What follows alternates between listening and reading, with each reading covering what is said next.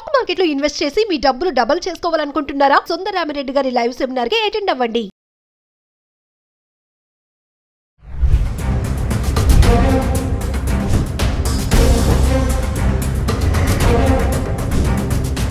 Hi hello నమస్తే, welcome back to Suman TV. ప్రస్తుతం మనతో పాటు ఉన్నారు consumers welfare committee chairman Mandadi Krishnareddy గారు. సార్తో మాట్లాడదాం. నమస్తే సార్. నమస్కారం అమ్మా. సార్, మరొక విషయం ఏంటంటే, మరి ఇప్పుడు అక్కడ చదువుకోవడానికి వెళ్ళిన వాళ్ళు, మన వాళ్ళు చదువుకుంటూ పార్ట్ టైం జాబ్స్ చేయాలని ఇప్పటివరకు అనుకున్నారు, కొంతమంది చేశారు, ఇప్పుడు కొంతమంది చేయట్లేదు, అలాగే క్యాంపస్లోనే ఉంటున్నారు. అలాంటి వాళ్ళకి ఆ ఏదైతే ఖర్చులు ఉంటాయో ఆ భారం పడుతుంది బాగా. ఇక్కడ నుంచి పంపించే స్తోమత తల్లిదండ్రులకు లేదు, అక్కడ వాళ్ళు బయటకు వెళ్ళి తెచ్చుకోవడానికి వాళ్ళకి ఛాన్స్ లేదు. అలాంటి వాళ్ళు కొంతమంది సూసైడ్స్ కూడా చేసుకుంటున్నారు. రీసెంట్గా ఒక అబ్బాయి కూడా చనిపోయాడు, అలాగే జాబ్ లేక ఖాళీగా ఉండి మళ్ళీ తిరిగి రాలేక. అంటే ఒక్క విషయం సార్, అంటే స్టూడెంట్స్కే కానీ తల్లిదండ్రులకే కానీ మీరేమైనా చెప్తారా? ఇప్పుడు వెళ్ళాలనుకున్న వాళ్ళకి, అక్కడ ఉండి ఇబ్బంది పడే వాళ్ళకి, అంటే సూసైడే ఇంకా లాస్ట్ ఛాన్స్ అంటారు, ఇంకా వేరే చాయిస్ ఏం లేదా అంటే ఏం చెప్తారు? ఎప్పుడు కూడా ఆత్మహత్య అనేది అసలు ఒక వ్యక్తి జీవితంలో ఆత్మహత్య కన్నా ఘోరం ఇంకోటి లేదు. అంటే ఆత్మహత్య ఒక రకంగా చేసుకోవడానికి చాలా ధైర్యం కావాలని చాలామంది అంటారు, కానీ బతకడానికి ధైర్యం లేని వాడే కదా ఆత్మహత్య చేసుకునేది. అంటే పెరుగువాడనంటే కదా. అంటే జీవించి చూపించాలి నీ దగ్గర ఉన్న శక్తి ఉంటుంది. కష్టమో కన్నీరో బాధో వచ్చినప్పుడు ఆత్మహత్య కాదు అంతిమ పరిష్కారం. దాన్ని నిలబడి ఎట్లా మనం చేయాలి. అమెరికా నుంచి ఇండియాకు వచ్చేస్తావు, కొంతకాలం ఇండియాలో ఉంటావు, మళ్ళీ అక్కడ పరిస్థితులు మారాక వెళ్తావు కావాలంటే, లేదా ఆ దేశం కాకపోతే ఇంకో దేశానికి వెళ్తావు. చాలా దేశాలు ఇన్వైట్ చేస్తున్నాయి ఇవాళ.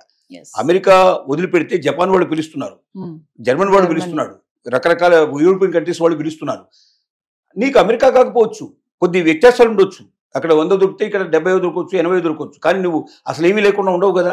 కాబట్టి నీకు నిజంగా అమెరికాలో ఉండి పని లేదు, ఇవాళ బయటకు వెళ్తే నిన్ను ఎక్కడ పట్టుకుంటారో, ఎక్కడ నీకు సంఖ్యలు వేసి తీసుకొచ్చి ఇక్కడ పడేస్తారని భయం ఉంది, నీకు వెళ్ళలేకపోతున్నావు. ఇంటి దగ్గర నుంచి డబ్బులు వచ్చే పరిస్థితి లేదు. లేనప్పుడు ఏం చేయాలి? సపోజ్ చేసి నాకు టికెట్ కొనండి, నేను వచ్చేస్తాను, ఇండియాకి వచ్చేస్తాను, నేను క్లోజ్ చేసుకుంటాను ఇక్కడతోటి, మళ్ళీ పరిస్థితులన్నీ మారిన తర్వాత వెళ్తాను, లేదా ఇంకో కంట్రీకి నేను ట్రై చేసుకుంటాను చెప్పొచ్చు కదా. ఇప్పుడు నువ్వు ఆత్మహత్య చేసుకోవడం వల్ల నువ్వు పిరికివాడు అయిపోయావు, నువ్వు పోయావు, నీ జీవితం అంతమైపోయింది. నీ మీద ఆధారపడే వాళ్ళు కూడా తల్లిదండ్రులు ఇంతగా పెంచి నీ కోసం ఈ అమెరికాకు రావడానికి ఉన్న ఆస్తులు అమ్ముకును, అప్పులు చేసి ఏదో రకంగా చేసి నేను ఇక్కడ తీసుకొచ్చారు. ముఖ్యంగా మధ్యతరగతి వాళ్ళే ఎక్కువగా చేసేటువంటి పనులని. అంటే అక్కడ తల్లిదండ్రులకు గుండె కోత నువ్వు కోసినట్టు అవుతుంది. వాళ్ళు బాధపడి జీవితాంతం వాళ్ళు ఇంకా సుఖంగా ఆనందంగా బతకలేరు. వాళ్ళు ఉన్న కొడుకును పోగొట్టుకున్న తర్వాత ఏ తల్లిదండ్రులు కూడా సంతోషం అనేది వాళ్ళ జీవితం నుంచి పూర్తిగా శాశ్వతంగా దూరం అయిపోయినట్టే పరిస్థితి ఏర్పడుతుంది. అసలు ట్రంప్ తీసుకున్న నిర్ణయాల వల్ల విద్యార్థుల బలైపోతున్నారు అనేది ఒక విమర్శ అయితే నడుస్తుంది. దాన్ని ఎలా చెప్తారు? ట్రంప్కి మీరు ఎన్ని చెప్పినా వినగలిగే స్థితిలో ఉంటే ట్రంప్ని ఎవడైనా మార్చొచ్చు. ట్రంప్కి అన్నీ తెలుసు, అన్ని ఇన్ఫర్మేషన్ పోతూనే ఉంటుంది. ఎవడు ఏది జరిగినా నాకు అవసరం లేదు, ప్రపంచం అంతా తగలబడ్డ రోమ్ చక్రవర్తి లాగా పిడులు వాయిస్తూ ఉన్నట్ట. రోమ్ అవతల తగులబడుతూ ఉంటే యువతల పిల్లలు వాయించుకుంటూ కూర్చున్నాడు.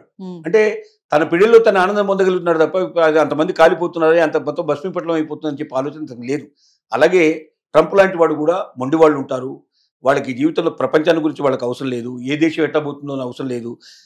తన ప్రజలకు వాగ్దానం చేశాడు, తను ఎలక్షన్లో గెలవడానికి ముందుకు వచ్చాడు, భవిష్యత్తులో కూడా గెలిచే అవకాశాలు ఉంటాయి. కాబట్టి తను అనుకున్న వాగ్దానం నెరవేర్చడం, తన మాట నిలబెట్టుకోవడం, తన యొక్క గొప్పతనం ఏమిటో ప్రపంచానికి చాటడం అనేది తనకు ఉండే ఉద్దేశం. తనకు ఏముంటుంది, మనం నడుస్తున్నప్పుడు మన కింద అనేక చీమలు, దోమలు, లేకపోతే చిన్న చిన్న జీవులు కొన్ని లక్షలు చచ్చిపోతాయట ప్రతిరోజు. మనకు తెలియకుండానే కొన్ని వేల జీవుల్ని చంపేస్తున్నాం, మనకు తెలియదు ఆ సంగతి. పోనీ జీవులు ఉన్నాయి కదా, మనం వాటి చావకుండా నడవగలవు అంటే నడవలేము. కాబట్టి కొన్ని అనివార్యంగా జరుగుతాయి. అలాగే ఇది కూడా అలాగే జరుగుతుంది. కాబట్టి ట్రంప్ తీసుకున్న నిర్ణయాల వల్ల ఎఫెక్ట్ అవుతున్న స్టూడెంట్స్, పేరెంట్స్ ఆలోచించాల్సిందంటే తన పిల్లవాడిని అక్కడ ఉంచకుండా వెంటనే తన దగ్గర తెప్పించుకోవడం ఎట్లాగా. ఇంతవరకు అప్పు చేసావు, ఇంకేదో ఒక అప్పు చేసి ఒక టికెట్ కొనేసి పంపించేస్తే వచ్చేసేస్తే అక్కడితో ఆ పని క్లోజ్ అవుతుంది. ఇక్కడ ఏదో చేసుకుంటాడు తాత్కాలికంగా, లేదా ఇంకే ప్రయత్నాలు చేసుకుంటాడు, ఇంకే కంటికన్నా వెళ్ళే ప్రయత్నం చేస్తాడు, బతకడానికి అవకాశాలు ఎక్కువ ఉంటాయి. అంటే అమెరికానే కాకుండా చాలా దేశాలు రెడ్ కార్పెట్ వేసి పిలుస్తున్నాయని చెప్తున్నారు కదా. అయినా మన వాళ్ళకి ఎందుకు అమెరికానే వెళ్ళాలి, అక్కడే కష్టపడినా చనిపోయినా కూడా అక్కడే ఉండాలని ఎందుకు అంటారు? అది ఆలోచన అంటే ఒకటేమైందంటే 2 సంవత్సరాలు 3 సంవత్సరాలు 4 సంవత్సరాలు అక్కడ అలవాటు అయింది, ఎడ్యుకేషన్ చేస్తున్నారు. ఇప్పుడు ఈ ఎడ్యుకేషన్ సడన్గా ఇక్కడ ఆపేసి ఇంకో దగ్గరికి పోతే మళ్ళీ అక్కడ మొదటి నుంచి మొదలు పెట్టాల్సిన పరిస్థితి ఏర్పడుతుంది. ఇప్పుడు 3rd ఇయర్లోనో 2nd ఇయర్లోనో ఉన్నారు, 5 years కోర్స్ లోపల 2 years 3 years పూర్తి అయిపోయింది, ఇంకా 2 years బాకీ ఉంది.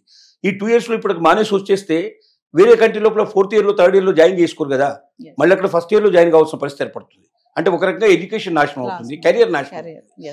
రెండోది ఏంటంటే అమెరికా లోపల ఉన్న అంటే అట్మాస్ఫియర్ కానీ, లేదా అక్కడ ఉన్నటువంటి సిస్టమ్స్ కానీ, కస్టమ్స్ కానీ, ఫ్రీడమ్ కానీ చాలా కంట్రీస్లో ఉండవు. అంత ఫ్రీడము అంతగా జీవితం గడపడం కష్టం. తర్వాత అక్కడ బాగా అలవాటైపోతుంది, ఆ వాతావరణం అలవాటైపోతుంది, ఆ సిస్టమ్స్ అన్ని అలవాటైపోతాయి. అక్కడ బంధాలు ఏర్పడి ఉండొచ్చు, బాంధవ్యాలు ఏర్పడి ఉండొచ్చు. వీటన్నిటిని తెంచుకొని బయటికి రావాలంటే కొంతమంది, ఇంకోటి అమెరికాకు వెళ్ళొచ్చారని చెప్పుకున్నంత గర్వంగా ఇతర దేశాలకు వెళితే అంత గౌరవం ఇక్కడ ఉండదు అమెరికాలో చెప్పుకోవడానికి. అక్కడ పోయి మీరు కప్పులు గడుగుతున్నాడా, లేకపోతే అక్కడ వాడు ఏదైనా పెట్రోల్ బంక్ లో పనిచేస్తున్నాడా, లేకపోతే వాడు ఏం చేస్తున్నాడు కాదు, కానీ మా వాడు అమెరికాలో ఉన్నాడు అని చెప్పుకోవడంలో ఒక గొప్ప ఆనందం, ఇక్కడ ఉన్న వాళ్ళకి కూడా ఒక గొప్ప గౌరవంగా భావిస్తారు. అది ఇప్పుడు అందరికీ తెలిసిపోతుంది, అక్కడ వెళ్ళి వీళ్ళు ఏం చేస్తారని తెలుస్తుంది. మనకు ఒక లండన్ వెళ్తే లండన్లో సుమారుగా ఒక 5,000 రెస్టారెంట్స్ ఉంటాయి మినిమంగా. అన్ని ఇండియన్ రెస్టారెంట్ అని పేరు ఉంటుంది. పాకిస్తాన్ పెట్టినా ఇండియన్ రెస్టారెంటే పెడతాడు, బంగ్లాదేశ్ వాడు పెట్టినా ఇండియన్ రెస్టారెంట్ అంటాడు, ఎవరు పెట్టినా ఇండియన్ రెస్టారెంట్. ఎందుకంటే Indian restaurants more popular. So ఇప్పుడు మన దగ్గర నుంచి వెళ్ళిన స్టూడెంట్స్ కనీసం ఒక 10,000 మంది స్టూడెంట్స్ లండన్లో హోటల్స్లో పనిచేసే వాళ్ళే మీకు కనబడతారు. మీరు ఏ హోటల్కి వెళ్ళండి, తెలుగులో గట్టిగా మీరు మాట్లాడండి, వెంటనే మీ దగ్గరికి 2-3 పరిగెత్తుకుంటూ వస్తారు. అంటే అంత పాపులర్ అయిపోయినాయి అక్కడ. సో అయినప్పటికీ ఏంటంటే అమెరికా మీద ఒక మోజు, అమెరికాలో ఉన్నారంటే ఒక గౌరవం. తల్లిదండ్రులకి అదే రకం మోజు ఉంది, పిల్లలకి అదే గౌరవం ఉంది. ఒకవైపున అమ్మాయిల్ని చంపుతున్నారు, అమ్మాయిల్ని అక్కడ చాలా ఘోరంగా చిత్రహింసలు పెడుతున్నారు అని తెలిసి కూడా చాలా మంది తల్లిదండ్రులు అమెరికా సంబంధాలే కావాలని కోరుకున్నట్టు వాళ్ళు చాలా కాలం చేశారు ఆ పని. అయినా పర్లేదు అక్కడికి వెళ్ళమ్మా అని పంపించిన వాళ్ళు కూడా ఉన్నారు. అంటే చూస్తూ చూస్తూ కూడా తన కూతురు బాధపడుతుంది, కష్టపడుతుంది, అంత దూరంలో ఏమైనా జరిగే అవకాశాలు ఉన్నాయి, చాలామంది అల్లుళ్ళు అలా ప్రవర్తిస్తున్నారు క్రూరంగా తెలిసి కూడా ఎందుకు పంపించారంటే అమెరికా మీద ఉన్న మోజు అలాంటి పరిస్థితి తీసుకొచ్చింది. ఆ మోజులోంచి బయటికి రావాలి. మన పిల్లలకి ఏది సేఫ్టీ, మన పిల్లలు ఎక్కడైతే జాగ్రత్తగా ఉంటారు, మన పిల్లలు ప్రస్తుతానికి అక్కడ ఉండగలిగే పరిస్థితులు లేనప్పుడు అక్కడ నుంచి ఎంత తొందరగా వెళ్ళితే అంత తొందరగా షిఫ్ట్ చేసేసి మనం ఇండియాకి మొత్తం తెచ్చుకొని తర్వాత ఎక్కడికైనా పంపించుకునే ప్రయత్నం మనం చేయాలి. Thank you sir.